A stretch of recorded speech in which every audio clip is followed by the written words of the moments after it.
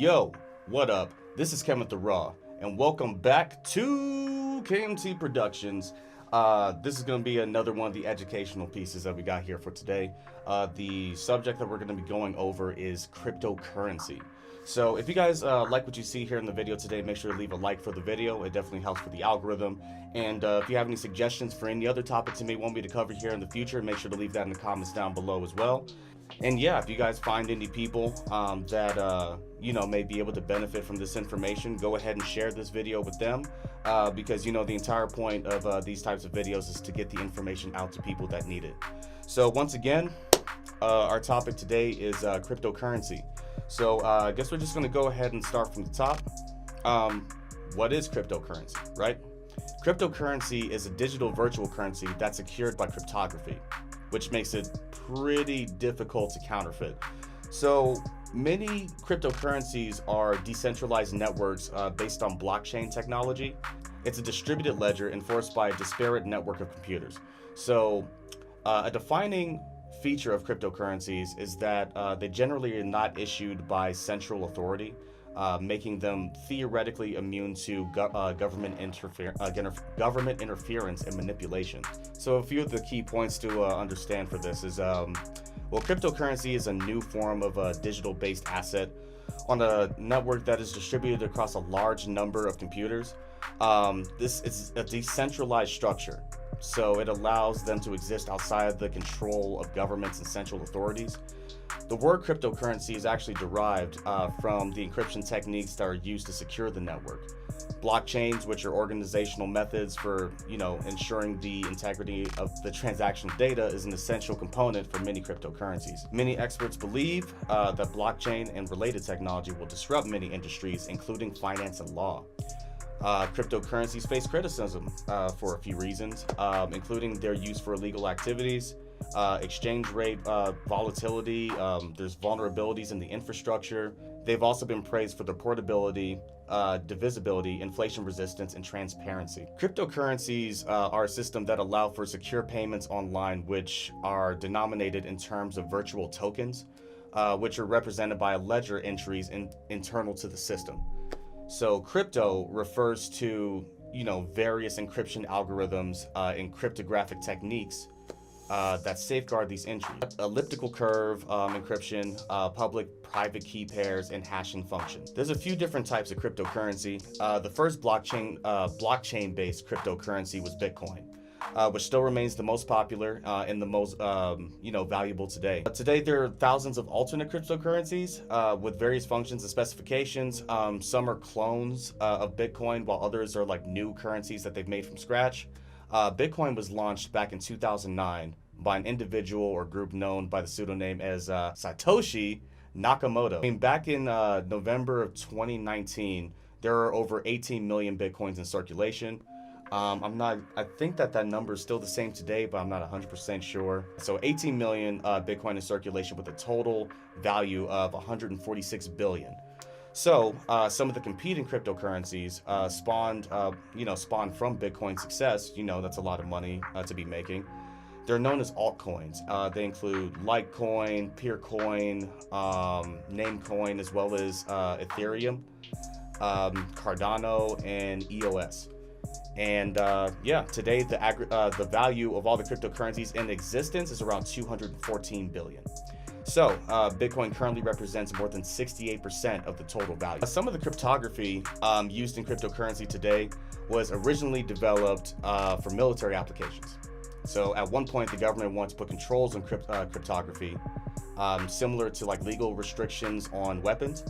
But, the right for civilians to use cryptography was secured on grounds of freedom of speech. So, it's free to everybody. It was kind of the same concept with like the internet. It was originally, developed for military applications to store data and stuff like that and be able to communicate over networks, which that's what the internet is essentially like linking LAN networks, across distances and things like that. But, because it's like free use for everybody.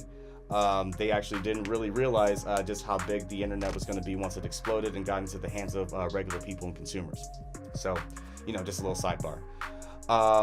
Yeah, I mean, just a special consideration, something to note. Central to the appeal and functionality of Bitcoin and other cryptocurrencies is blockchain technology, which is used to keep an online ledger of all the transactions that have ever been conducted. So that pretty much provides a data structure for the ledger that is supposed to be really secure, and it's shared and agreed upon by the entire network of the individual node or the computer maintaining the copy of the ledger. So every new block generated must be verified by each node before being confirmed, making it almost impossible to forge transaction history. Many experts see blockchain technology as having like serious potential for uses like online voting and crowdfunding, and major financial institutions such as J.P. Morgan Chase see the potential to lower transaction costs by streamlining payment processing. The whole thing with a lot of these alternate coins is the reason why it's like kind of good for people to like start buying into them, so to speak, or at least the argument that's being made is because it's almost like eliminating the middleman. So JP Morgan Chase, for example, they have like a standalone location known as a bank. But the thing about this currency is that it actually has it's basically like a one-to-one type of transaction. Like there's less steps to actually get your currency from start to finish than actually using a bank. That's the allure. Here's the caveat to that, is because cryptocurrencies are virtual and are not stored in a central database, a digital cryptocurrency balance can be wiped out by the loss or destruction of a hard drive if a backup copy of the private key doesn't exist. So at the same time, there is no central authority, government, or corporation that can access your funds or your personal information. So what are the advantages of cryptocurrency, right? So cryptocurrencies hold the promise of making it easier to transfer funds directly between two parties without the need for a trusted third party, like a bank or a credit card company, like I was just saying before. These transfers are instead secured by the use of public keys and private keys, and different forms of incentive systems like proof of work or proof of stake. In modern cryptocurrency systems, a user's wallet or account address has a public key, while the private key is known only by the owner and is used to sign the transactions. So fund transfers are completed with minimal processing fees, allowing users to avoid steep fees charged by banks and financial institutions for wire transfer. So the disadvantage to cryptocurrencies is the semi-anonymous nature of cryptocurrency transactions makes them well suited for a host of illegal activities, such as money laundering and tax evasion. So, but cryptocurrency advocates often highly value their anonymity, citing benefits of privacy like protection for whistleblowers or activists living under repressive governments. Some cryptocurrencies are more private than others. So Bitcoin, for instance, is a relatively poor choice for conducting illegal business online, since the forensic analysis of the Bitcoin blockchain has helped authorities to arrest and prosecute criminals.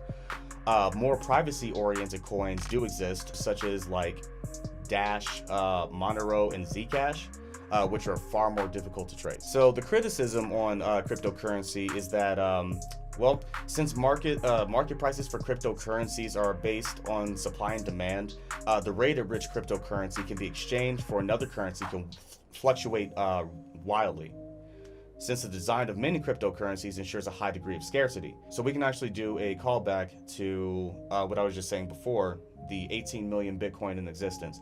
So the reason why the value is at 146 billion for the 18 million in existence is specifically because there is only 18 million in existence. So the thing is that like a lot of places are, like even Facebook is thinking about starting their own cryptocurrency, and the issue with that is that if you flood the market with cryptocurrencies, the inherent value of all of them will most likely come down. So it'll kind of flatten everything out. So people that are actually investing in Bitcoin in terms of kind of like investing in stocks, where they're actually investing money into it because they're expecting it to grow, and then once it gets to a certain point, they sell. That's kind of where it's been getting its value. But if you have all these new cryptocurrencies coming out, especially ones that I think that there are some banks thinking about creating their own cryptocurrencies, it'll most likely flatten the value and bring it down, evening out the playing field. So Bitcoin is pretty, and it's Bitcoin's also experienced some rapid surges and collapses in value, going as high as like 19,000 per Bitcoin back in December of 2017, before dropping back down to around $7,000 in the following just few months. Cryptocurrencies thus are considered by some economists to be a short-lived fad or speculative bubble, kind of like the housing market, right? In 2008. There is no concern that cryptocurrencies like Bitcoin are not rooted in any material goods. Some research, however, has identified that the cost of producing Bitcoin, which requires an increasingly large amount of energy, is directly related to the market price. Cryptocurrency blockchains are highly secure, but other aspects of cryptocurrency, other aspects of a cryptocurrency ecosystem, including exchanges and wallets, are not immune to the threat of hacking. You know what I mean? They're on computers. In Bitcoin's 10-year history, several online exchanges have been the subject of hacking and theft, sometimes with millions of dollars or coins being stolen. But nonetheless, many observers see the potential advantages in cryptocurrency, like the possibility of preserving value against inflation, which is very important, and facilitating exchange while being more easy to transport and divide than precious metals, and existing outside of the influence of central banks and governments. So yeah, I think that's gonna pretty much do it for today's video. Like I said, if you guys actually like what you see here in this video, make sure to leave a like and a comment down below. If you have any suggestions for any topics that you may want me to cover here in the near future, make sure to leave that in the comments down below as well. And if you haven't already, make sure to smash that subscribe button, because you know, I'm gonna keep this stuff coming, and if you guys like this stuff, then I'm gonna keep going. But I need to know that you guys actually like this. And once again, if you guys also have people that, you know, may want some information in this type of area, I'm gonna be covering a wide variety of topics. Last video was credit. This is cryptocurrency. I have like I said, I have a whole ton of different topics that I plan to go over, and we're going to be getting more in depth on a lot of these subjects here in the future as well. So yeah, share this video to anybody who you think may be interested in this type of content. So I appreciate everybody for tuning in. Thanks for watching. I will see you guys in the next one. Peace.